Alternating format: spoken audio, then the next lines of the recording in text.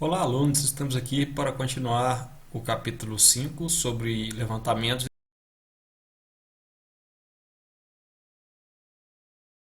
Nesta aula, vamos falar sobre os métodos de levantamentos que podem ser utilizados para obter os vértices de classe C1, vértice de classe C2, C3 e também os vértices de classe C4, C5 e C7.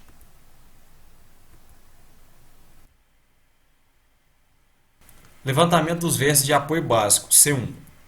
Os vértices de classe C1 são os de apoio básico ao levantamento, ou seja, a finalidade deles é o transporte de coordenadas de vértices de controle planimétrico a partir de dados fundamentais do sistema geodésico brasileiro.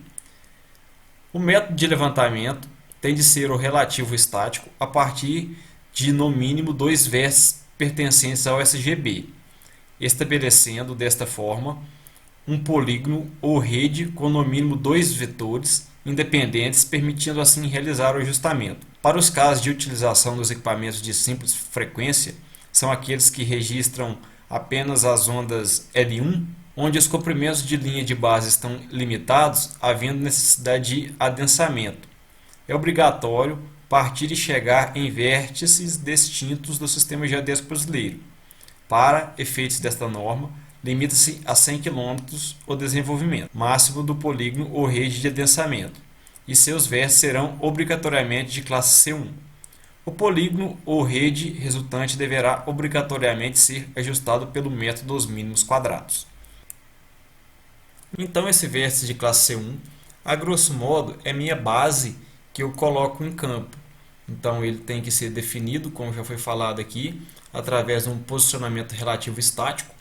Relembrando aqui, o posicionamento relativo estático é aquele em que o receptor fica a mais de 30 minutos estacionado num ponto. Lembrando que esse tempo de coleta de dados vai depender do tamanho da minha linha de base, que neste caso, para critério dessa norma, equipamentos que utilizem frequências simples frequência, eu não posso ter uma base maior do que 100 km de desenvolvimento.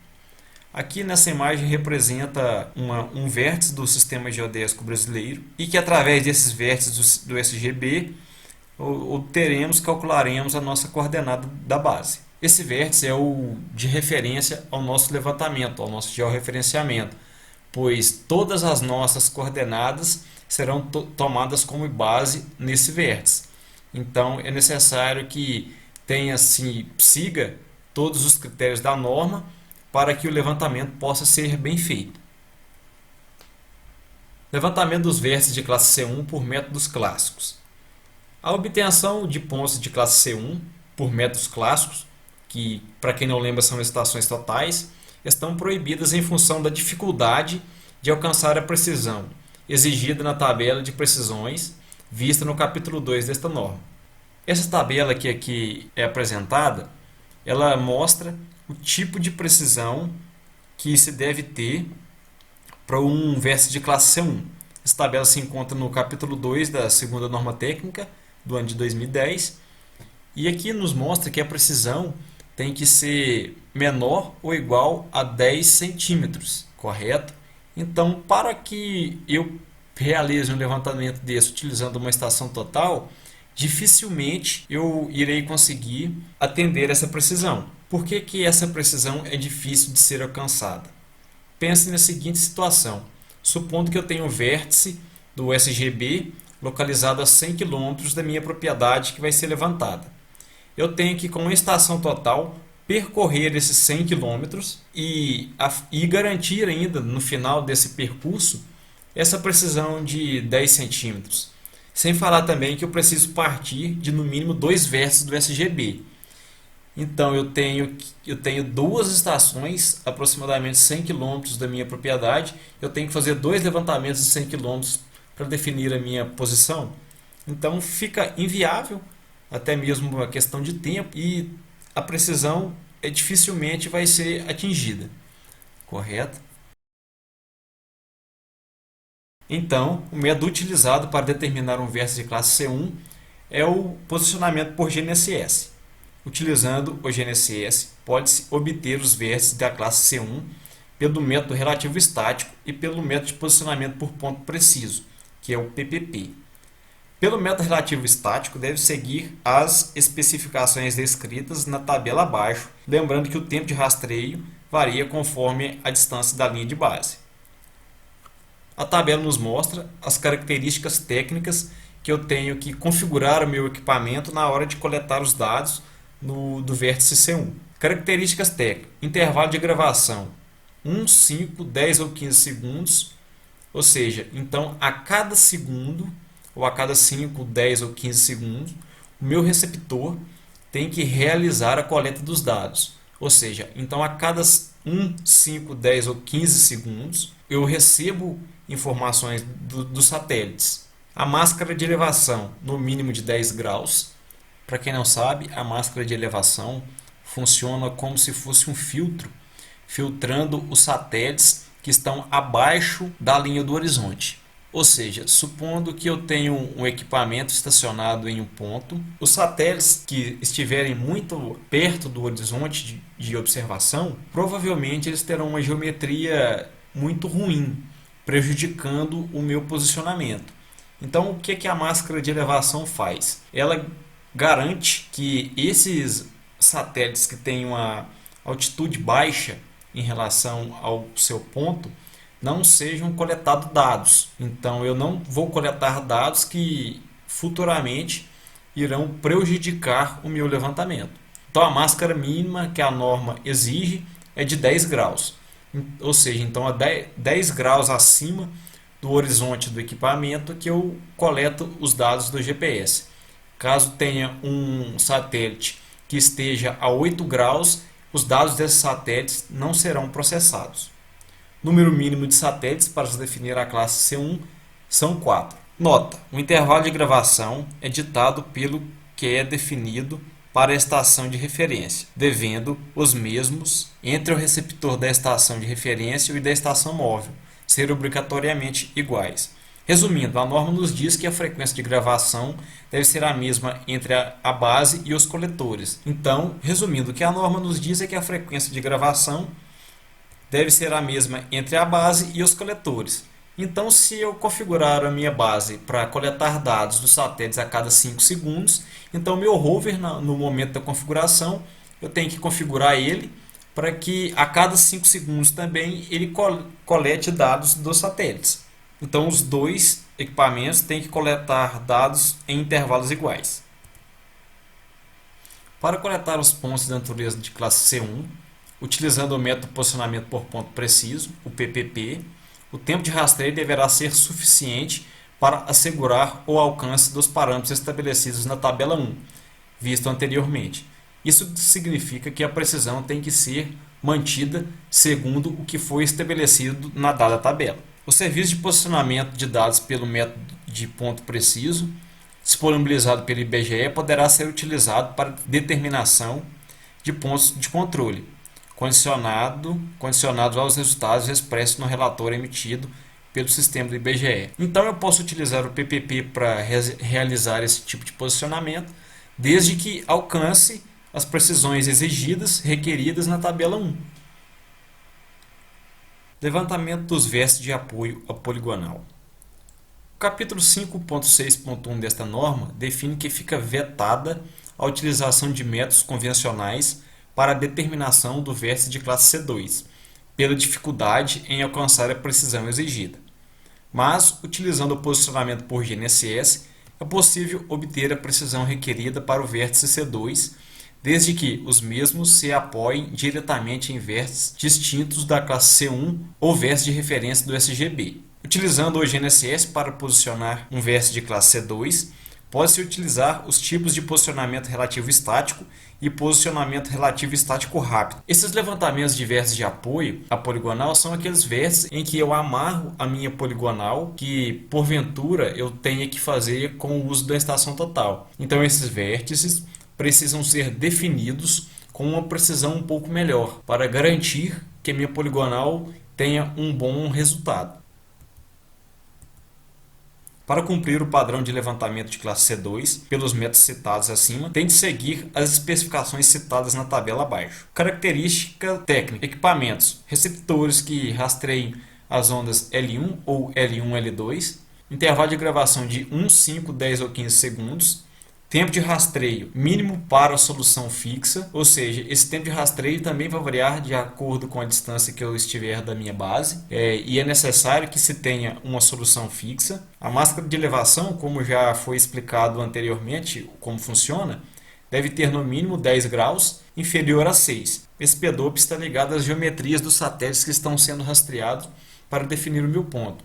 Quanto menor o PDOP, melhor o meu posicionamento. Então a norma define-se que o PDOP que deve ser utilizado deve ser inferior a 6. O PDOP é uma informação que aparece no display do equipamento no momento da tomada de dados. Levantamento dos vértices do perímetro, classe C4. As coordenadas dos vértices do perímetro do imóvel rural devem ser determinadas atendendo à precisão posicional de 0,50 metros, conforme estabelecido pela portaria INCRA P número 954, bem como a tabela 1 desta aula. Seja qual for o método de levantamento adotado, clássico por posicionamento GNSS ou misto, deverá ser previsto a propagação das covariâncias desde as coordenadas dos vértices de referência do SGB. Essa propagação das covariâncias está ligada ao ajustamento pelo método dos mínimos quadrados. Então, na sua fórmula, quando for realizado o cálculo, deve-se considerar as covariâncias. A determinação dos vértices de classe C4 por meio dos métodos clássicos, ou seja, estações totais, deverá apoiar-se diretamente em vértices de classe C1, C2 e C3, que são vértices que possuem uma precisão maior e definidos por um receptor GNSS. Para determinar um vértice de classe C4 por meio de GNSS, deverá se apoiar diretamente em vértices de classe C1, C2 ou vértices do SGB. Então, quando eu estou realizando um georreferenciamento do imóvel rural, eu posso simplesmente conectar o meu rover à minha base, que vai ser um vértice de classe C1, e assim realizar o meu levantamento conforme os métodos já citados. Usando a GNSS, podemos adotar 5 métodos de levantamento e, dependendo de cada método, deve seguir os padrões específicos. As tabelas a seguir demonstram isso. Para o método relativo estático, eu tenho que seguir as seguintes características técnicas: equipamentos que rastreiem as ondas portadoras L1 ou L1-L2, intervalo de gravação de 5, 10 ou 15 segundos, a máscara de elevação de 15 graus e o PDOP inferior a 6. Para realizar o levantamento pelo método estático rápido, eu tenho que ter um equipamento também que rastreie L1 ou L1-L2, intervalo de gravação 1, 5, 10 ou 15 segundos, tempo de rastreio mínimo para a solução fixa, ou seja, durante um tempo, a fim de que a minha solução final seja fixa, a máscara de elevação de no mínimo 15 graus e um PDOP inferior a 6. Utilizando o método semi-cinemático, eu tenho que ter equipamentos que rastreiam as ondas portadoras L1 ou L1-L2, um intervalo de gravação 1 ou 5 segundos, tempo de rastreio mínimo para a solução fixa, máscara de elevação no mínimo 15 e um PDOP também inferior a 6. Utilizando o método RTK, eu tenho que ter um equipamento que leia L1 e L2, um comprimento de linha de base no máximo de 20 km, intervalo de gravação de 1 segundo, o tempo de rastreio mínimo para a solução fixa, máscara de elevação de no mínimo 15 graus e um PDOP inferior a 6. Além dos métodos citados acima, pode ser usado também o serviço de processamento de dados pelo método posicionamento por ponto preciso, o PPP, disponibilizado pelo IBGE. Poderá ser utilizado para a determinação dos pontos de controle, condicionado aos resultados expressos no relatório emitido pelo sistema IBGE. O tempo de rastreio deve ser suficiente para assegurar o alcance dos parâmetros estabelecidos na tabela 1. Essa tabela 1 já foi mostrada anteriormente com os padrões de precisões que devem ser atingidos. Levantamento dos vértices dos limites naturais, classe C5. A classe C5 ela tem uma precisão inferior às outras classes já citadas.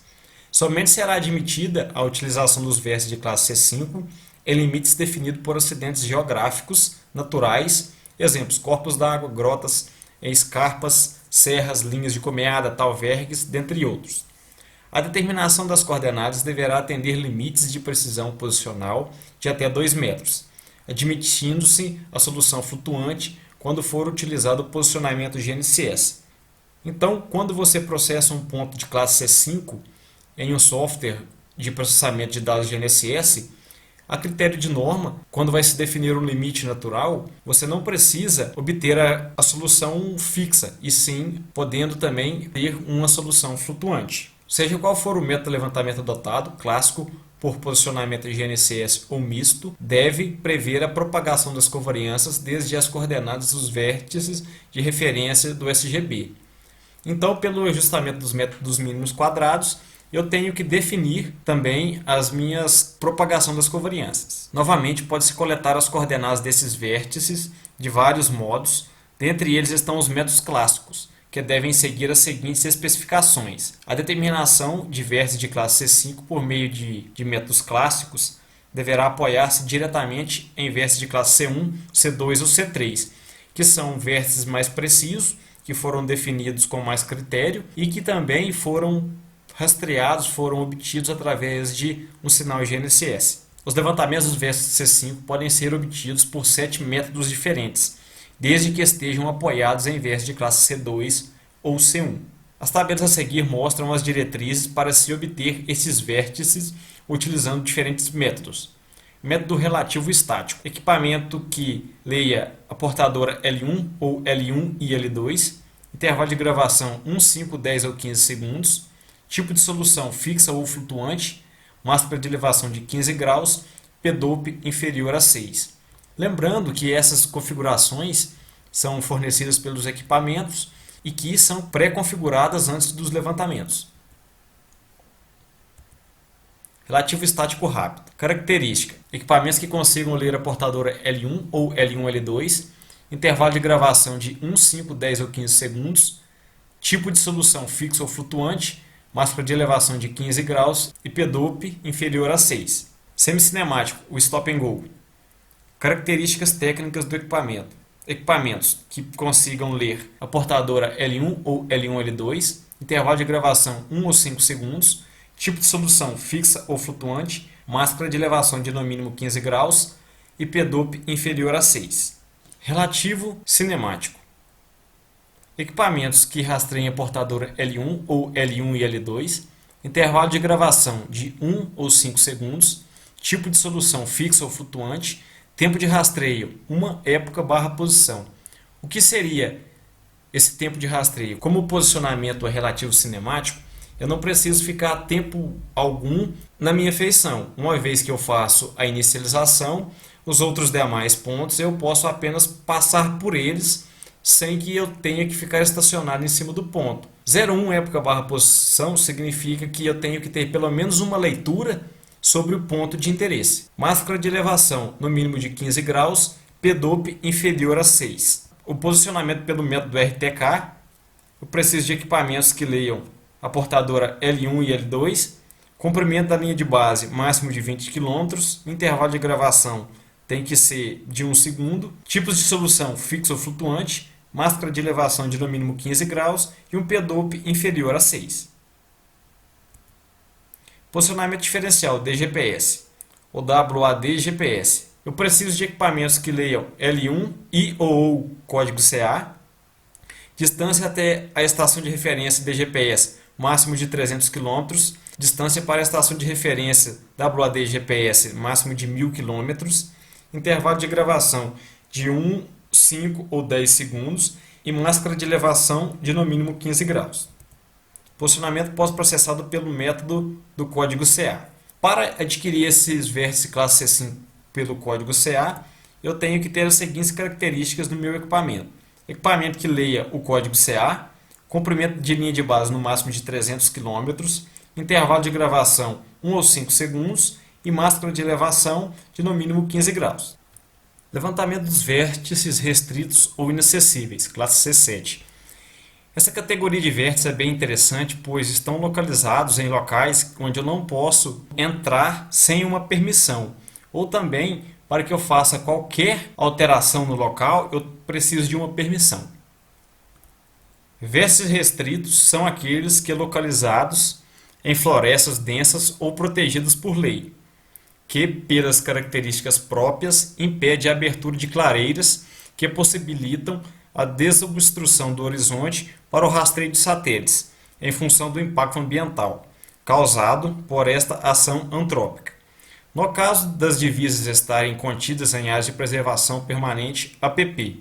Então, como eu disse, os meus pontos de interesse estão em áreas de proteção permanente, no caso aqui como citado as APPs, onde eu não posso chegar e abrir clareiras para que haja o rastreio de GPS. Então, como que eu devo proceder nessa situação?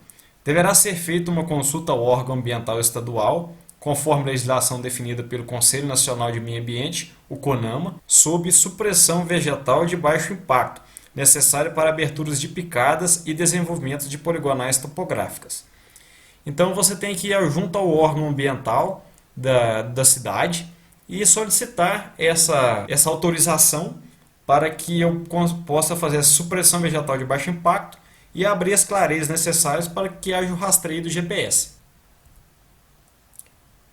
É considerado vértice inacessível aquele localizado em região impedida para levantamento topográfico, em função da existência de obstáculos físicos ao percurso, por qualquer meio, de uma equipe de topografia que objetive a demarcação das divisas dos limites de ocupação territorial rural. Então, essa é a definição de um vértice inacessível, segundo a norma. A utilização dos vértices de classe C7 deve ser encarada como exceção e nunca como regra.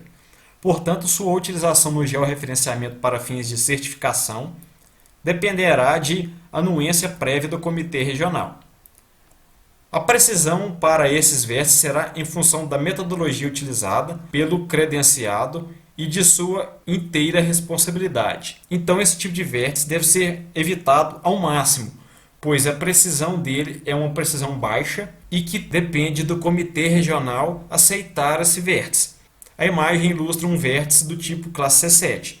Supondo que eu tenha os meus vértices do meu terreno e um dos vértices da minha divisa está bem no centro da lagoa. Então, como que eu vou definir exatamente, precisamente esse vértice? Aí gera a dúvida, como que eu vou definir um vértice de divisa no fundo de uma lagoa? Então, o que eu posso fazer? Utilizar um barco, ir até o local aproximado com um receptor GNSS e coletar esse ponto. Vale ressaltar que, provavelmente, o ponto não fique na divisa certinho, porque como eu não tenho acesso ao fundo da lagoa para implantar um marco, para ver como que é, se tem uma cerca, se não, fica difícil eu posicionar, tomar o ponto na posição correta. Os vértices de classe C7 podem ser definidos por dois métodos de posicionamento, que são métodos indiretos e por meio de receptores GNSS. Métodos indiretos só poderão ser utilizados para a determinação de coordenadas em limites considerados inacessíveis, ou seja, todas as regiões impedidas para levantamentos topográficos em função da existência de obstáculos físicos ao percurso, por qualquer meio, incluindo meio terrestre e meio aquático, de uma equipe de topografia que objetive a demarcação das divisas nos limites de uma ocupação territorial. Métodos indiretos seria métodos onde você não tem que ir ao ponto, ao local, para determinar a sua coordenada. Por exemplo, o Google Earth. Você pode usar esta ferramenta, onde você analisa aproximadamente onde está a sua divisa e colhe as informações de coordenadas daquele ponto. As situações de difícil acessibilidade devem ser encaradas como contingências dos serviços topográficos necessários ao conhecimento do perímetro. O impedimento de acesso a um limite por meios terrestres pode ser muitas vezes resolvido por águas, ou acesso por meio de outra ocupação territorial rural vizinha, sendo obrigação do profissional credenciado tentar encontrar o meio mais adequado de acesso antes de concluir pela inacessibilidade. Então, antes de um profissional querer falar que o ponto é inacessível, ele tem que testar, ele tem que tentar acessar aquele ponto pelos diversos meios possíveis. Só depois da constatação de que é realmente impossível rastrear aquele ponto, coletar as coordenadas daquele ponto, que se define o ponto como inacessível. Mas até então o profissional tem a obrigação de tentar encontrar uma forma de chegar até o ponto e coletar a sua coordenada da forma correta. O profissional responsável pelo levantamento deverá circunstanciar os fatos que geram a restrição ou inacessibilidade. Deve ser registrada na justificativa a utilização do posicionamento por método indireto em detrimento à utilização do método presencial, devendo ser dado pleno conhecimento ao gestor público, que analisará e fiscalizará, se necessário, os serviços executados por meio de preenchimento de formulários específicos, conforme o anexo 3 e 4 desta norma. Os anexos 3 e 4 desta norma devem ser preenchidos corretamente e entregues ao gestor público, que irá analisar o seu georreferenciamento. Esses anexos têm a função de circunstanciar os fatos que garantem que o ponto é realmente inacessível. Se o gestor público achar que o ponto é acessível de algum modo, de alguma forma, o seu georreferenciamento não vai ser aprovado.